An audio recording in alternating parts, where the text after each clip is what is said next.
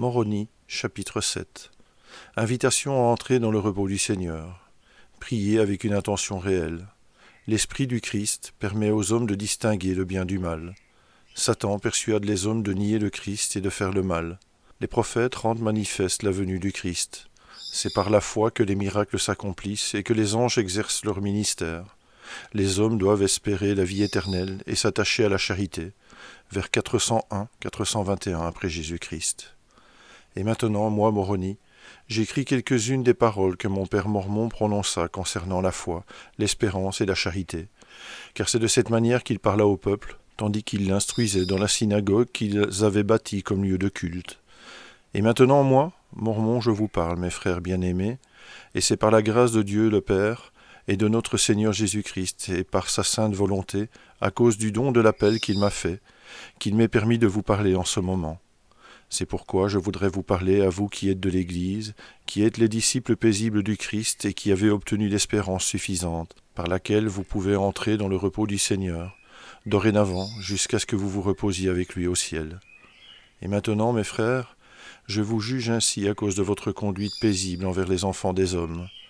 Car je me souviens de la parole de Dieu qui dit que vous les reconnaîtrez à leurs œuvres, car si leurs œuvres sont bonnes, alors ils sont bons aussi. Car voici, Dieu a dit qu'un homme méchant ne peut pas faire ce qui est bien, car s'il offre un don ou prie Dieu, s'il ne le fait pas avec une intention réelle, cela ne lui profite en rien. Car voici, cela ne lui est pas imputé comme justice. Car voici, si un homme méchant fait un don, il le fait à contre-cœur. C'est pourquoi cela lui est imputé comme s'il avait retenu le don. C'est pourquoi il est imputé comme mauvais devant Dieu. Et de même aussi cela est imputé comme mal à un homme s'il prie et ne le fait pas avec une intention réelle du cœur. Oui, et cela ne lui profite en rien, car Dieu ne reçoit aucun de ceux-là. C'est pourquoi un homme méchant ne peut pas faire ce qui est bien, et il ne fera pas non plus un bon don. Car voici, une source amère ne peut pas produire de bonnes eaux, et une bonne source ne peut pas non plus produire de l'eau amère. C'est pourquoi un homme qui est serviteur du diable ne peut pas suivre le Christ, et s'il suit le Christ, il ne peut pas être serviteur du diable. C'est pourquoi tout ce qui est bien vient de Dieu, et ce qui est mal vient du diable. Car le diable est ennemi de Dieu, et le combat continuellement, et invite et incite continuellement à pécher et à faire ce qui est mal. Mais voici ce qui est de Dieu invite et incite continuellement à faire ce qui est bien. C'est pourquoi tout ce qui invite et incite à faire le bien et à aimer Dieu, et à le servir est inspiré de Dieu. C'est pourquoi prenez garde, mes frères bien-aimés, de juger que ce qui est mal est de Dieu, ou que ce qui est bien est de Dieu et du diable. Car voici, mes frères, il vous est donné de juger afin que vous discerniez le bien du mal. Et la façon de juger afin de savoir avec une connaissance parfaite est aussi claire que la lumière du jour par rapport à la nuit sombre. Car voici, l'Esprit du Christ est donné à tout homme afin qu'il puisse discerner le bien du mal.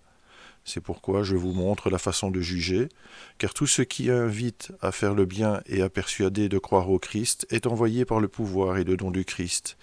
C'est pourquoi vous pouvez savoir avec une connaissance parfaite que c'est de Dieu. Mais tout ce qui persuade les hommes de faire le mal, et de ne pas croire au Christ, et de le nier, et de ne pas servir Dieu, alors vous pouvez savoir avec une connaissance parfaite que c'est du diable, car c'est de cette manière que le diable opère, car il ne persuade aucun homme de faire le bien, non pas un seul, ni ses anges non plus, ni ceux qui se soumettent à lui. Et maintenant, mes frères, étant donné que vous connaissez la lumière par laquelle vous pouvez juger, laquelle lumière est la lumière du Christ, veillez à ne pas juger à tort, car de ce même jugement dont vous jugez, vous serez aussi jugés. C'est pourquoi je vous supplie, frères, de rechercher diligemment dans la lumière du Christ, afin de discerner le bien du mal. Et si vous vous saisissez de toute bonne chose et ne la condamnez pas, vous serez certainement enfants du Christ. Et maintenant, mes frères, comment vous est-il possible de vous saisir de toute bonne chose ? Et maintenant j'en arrive à cette foi, dont j'ai dit que je parlerai, et je vais vous dire la façon dont vous pouvez vous saisir de toute bonne chose. Car voici, sachant tout, étant l'éternité en éternité, voici, Dieu a envoyé des anges pour servir les enfants des hommes, pour rendre manifeste ce qui concerne la venue du Christ. Et dans le Christ, tout ce qui était bon devait venir. Et Dieu a aussi déclaré aux prophètes de sa propre bouche que le Christ viendrait. Et voici, il a eu diverses façons de manifester aux enfants des hommes des choses qui étaient bonnes, et tout ce qui est bon vient du Christ. Autrement, les hommes étaient déchus, et rien de bon ne pouvait leur advenir. C'est pourquoi, par le ministère d'anges et par toute parole qui sort de la bouche de Dieu, les hommes commencèrent à faire preuve de foi au Christ, et ainsi, par la foi, ils se saisirent de tout ce qui est bon, et il en fut ainsi jusqu'à la venue du Christ. Et lorsqu'il fut venu, les hommes furent aussi sauvés par la foi en son nom, et par la foi, ils deviennent les fils de Dieu, et aussi sûrement que le Christ vit, il a dit ces paroles à nos pères. Tout ce que vous demanderez de bon au Père en mon nom, croyant avec foi que vous recevrez, voici, cela vous sera fait. C'est pourquoi, mes frères bien-aimés, les miracles ont-ils cessé parce que le Christ est monté au ciel et s'est assis à la droite de Dieu pour réclamer au Père les droits de miséricorde qu'il a sur les enfants des hommes? Car il a satisfait au but de la loi, et il réclame tous ceux qui ont foi en lui. Et ceux qui ont foi en lui s'attachent à tout ce qui est bon. C'est pourquoi il défend la cause des enfants des hommes, et il demeure éternellement dans les cieux. Et parce qu'il a fait cela, mes frères bien-aimés, les miracles ont-ils cessé? Voici, je vous dis que non, et les anges n'ont pas cessé non plus de servir les enfants des hommes. Car voici, ils lui sont soumis pour servir selon la parole de son commandement, se montrant à ceux qui ont la foi forte et l'esprit ferme dans toutes les formes de la piété.